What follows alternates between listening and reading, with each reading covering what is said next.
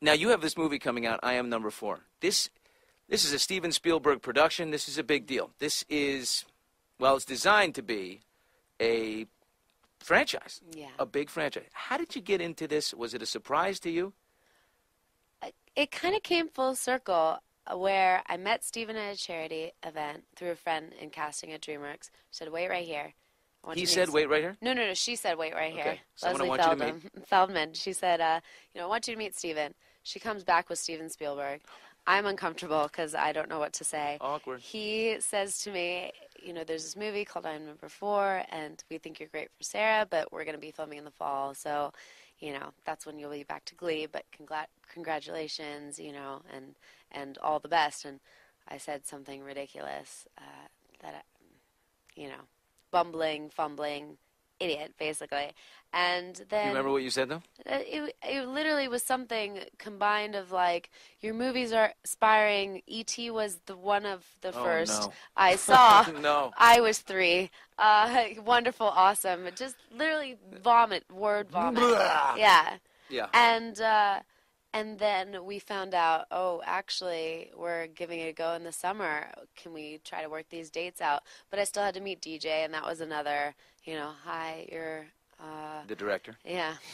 And luckily, he's so cool and relaxed, and it was easy, and I read for him, and he said, yep. And so when the schedule changed, did you reach out to Spielberg or someone in your camp say, hey, available? It was, again, Leslie Feldman for the win. She was the one that, brought Steven over and, and everything. And so, yeah, here we are.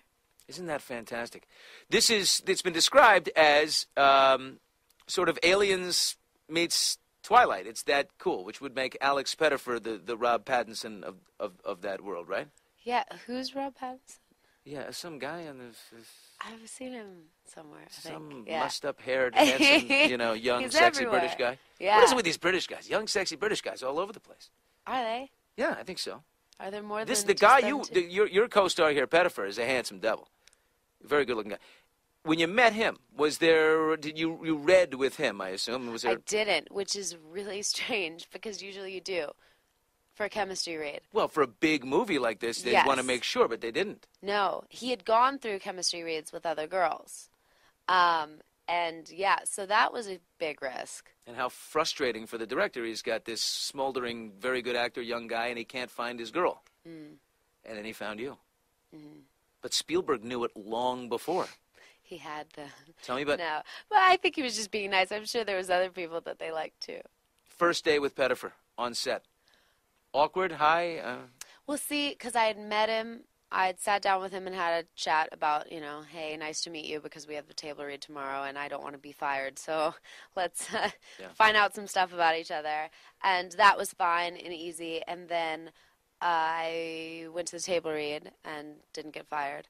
And then when I showed up, it wasn't a first day of filming. It was a few days of rehearsal where we drove around in a car. And it was actually Alex, Callan, and I.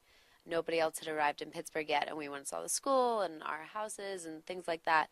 And I just remember Callan and Alex acting like complete brothers, just the knuckle, Dude, everything. Hey, yeah.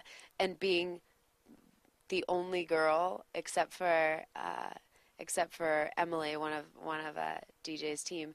And so, yeah, it was like, I am in Broville right now a little bit. So the bromance began between the two dudes. It's true. Yeah. That happens. Yeah. And then we also met the dog straight away.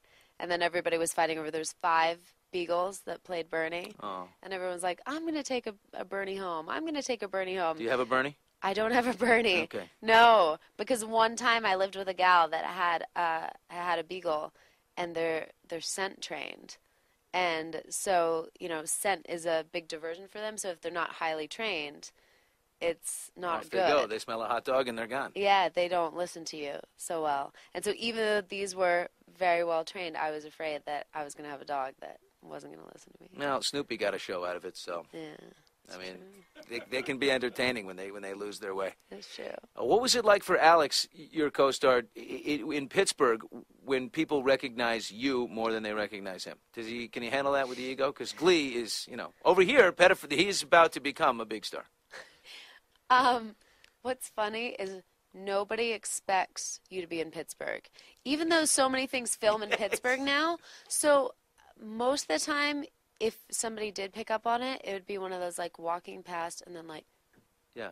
She looks like the girl that was on... Or, yeah, do you know what you look like? Yeah. You look so much like, and you're just like, oh, thank you so much. And you just keep going at that point, don't you? You know... It's not worth it to say, I actually am, and then you begin the whole thing. I would never. Oh, yeah. Well, no, only because you don't want to be that, like, well, actually, that is me. That's a little weird. Right. You know, like, hey, do you want my autograph? And I'm sure you want a picture. So. Yeah. Yeah. And then every now and then, it was really cute. One time I walked into Starbucks, and the girl was like, you're not. Wait, why are you here? And I'm like, wait, why are you here? So confused. And I was like, oh, I'm shooting a movie here. And that was the slightly confusing thing, is so many productions do film in Pittsburgh. Sure. While we were there was 3. And there was also the Taylor Lautner movie that was filming. And so there were girls that were chasing the trucks and trying to find productions. And so we had so many people thinking that we were them, and then being like, oh, Taylor's not here, and fine, we're leaving, and, you know, whatever. So halfway through the shoot, some people from the crew got big posters of Taylor Lautner and pasted them to the sides of the trucks and put, we are not the Taylor Lautner movie. Go elsewhere. That's good. And that was really funny. Oh, how funny. Yeah. Oh, my God.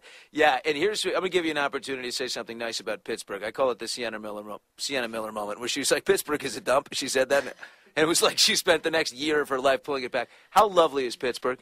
See, I really liked it. So do I. 3 Rivers, baby. It's an odd place, because you've got this downtown where everybody goes to work, and then as soon as they leave work, unless there's a game going on, it's ghost town.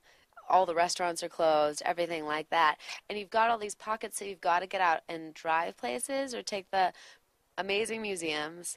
The best record store I've ever found. What's it called? It's called Jerry's Records. I brought home boxes of records. I had to find people to help me take all the records back because, yeah, there were so many of them. I love that you're so into music. I love music. Oh. It's the best thing. But you love Pittsburgh. You had a good time there. I did. You have a terrible towel? Did someone give you a terrible towel, the yellow towel that the Steelers fans wave? No.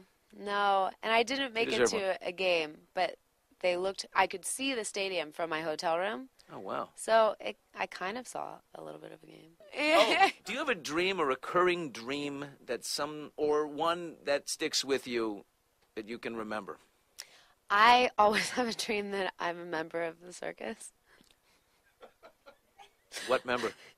Anything. It's rotating. It's, the trapeze artist. It's the lion tamer. It's not the one getting shot out of the cannon. No, but no, not yet. But it's like a 20s circus. It's not modern. And so maybe I don't know. And like Cary Grant might be there sometimes because, he did do that for a second. Wow. Do you know Cary Grant? Yeah, Cary Grant. Do I know? Yeah, please. I don't know him personally, but I know his work. Nor do I.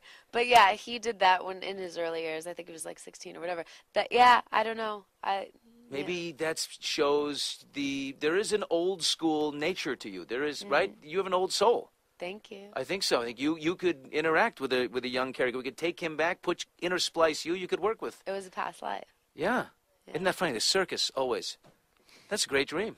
And by the way, thanks to me, you'll be getting shot out of a cannon tonight. Yes! I'm sure of it. Dianna, you're a legend. I love you. Thank you.